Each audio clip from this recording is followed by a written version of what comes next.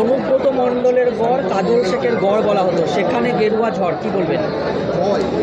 আমি 5-6 মাস আগে বলেছি, গড় ভেঙে চুরমার করে দিয়েছিলাম, আর রয়্যাল বেঙ্গল টাইগার দিকে আমি খাঁচাই বন্দি করে দিয়েছিলাম। আমি 4 মাস আগে বলেছি এখানে সভাতে যে রয়্যাল বেঙ্গল টাইগার আর জঙ্গলে নাই, খাঁচার মধ্যে ঢুকে আছে, আর বেশি বাড়াবাড়ি করলে সে খাঁচাতেও কী অবস্থায় থাকবে সেটা আমি বলেছিলাম। অতএব গড় তো অনেক আগে ভেঙে চুরমার হয়েছে। আপনারা তো সব সময় ফলো করেছেন যে 2 বছর আগে বিজেপি কোন জায়গায় ছিল, এবং আমি আসার 2রা এপ্রিল আসার পর থেকে বিজেপি কোন জায়গায় দাঁড়িয়ে কাজ করছিল, কিভাবে কাজ করছিল, প্রত্যেকটা কার্যক্রমে প্রোগ্রামে আপনারা থেকেছেন, আমাদের সব কিছু প্রচার করেছেন, আপনারাই দেখেছেন। আমি 2 মাস 3 মাস পরে এসে বোলপুরে যখন আমি প্রোগ্রাম করেছিলাম, প্রায় 10 থেকে 12 হাজার লোকের প্রোগ্রাম।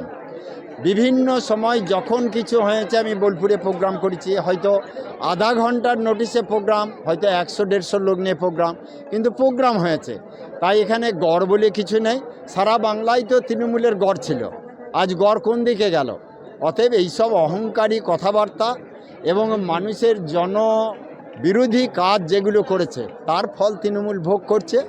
আমরা ভারতীয় জনতা পার্টি মানুষকে এইটুকু বিশ্বাস করাতে পেরেছিলাম যে আপনাদের সব রকম বিপদে আপদে, দুঃখে সুখে আমরা থাকব, এবং আপনাদের যে কোনো সমস্যা বিপদ হলে ভারতীয় জনতা পার্টি পাশে দাঁড়াবে।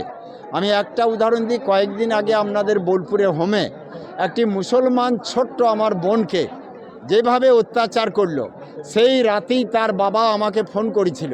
আমি বলেছিলাম সর্বতভাবে আপনার পাশে থাকব এবং এর বিচার আমরা চাইব এবং বিচার দিতে বাধ্য করাবো। আমি পরের দিন আমি ময়ূরেশ্বরে ছিলাম, আমি 11টার মধ্যে চলে এসেছি। থানায় একটা ডেপুটেশন হয়েছে, কিন্তু দুর্ভাগ্য ওটা যে কোনোভাবে বিজেপি নেতৃত্ব দিচ্ছে শুনে, উনিও মোহামেডান মানুষ, উনি তৃণমূলের যে মুসলমান নেতারা এসেছিল তাদের বিরুদ্ধে কিছু সেইভাবে বলতে পারেনি, তারা জোরপূর্বক মিছিলটি নিয়ে গিয়ে থানায় ডেপুটেশন দিয়েছে, কিন্তু এখনও মেয়েটির সুবিচার পায়নি।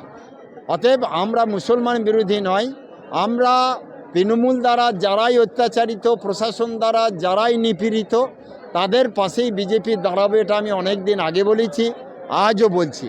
অতএব সেই কথাকে এখানকার মানুষ ভরসা পেয়েছে, বিশ্বাস রেখেছে, আস্থা রেখেছে। আজ তারা দুহাত তুলে আমাদেরকে আশীর্বাদ করেছে। আর এই যে জয় আসছে, এটা সাধারণ জনগণের জয় এবং জনতা জনার্দনের জয়। ভারতীয় জনতা পার্টি আমরা উপলক্ষ মাত্র।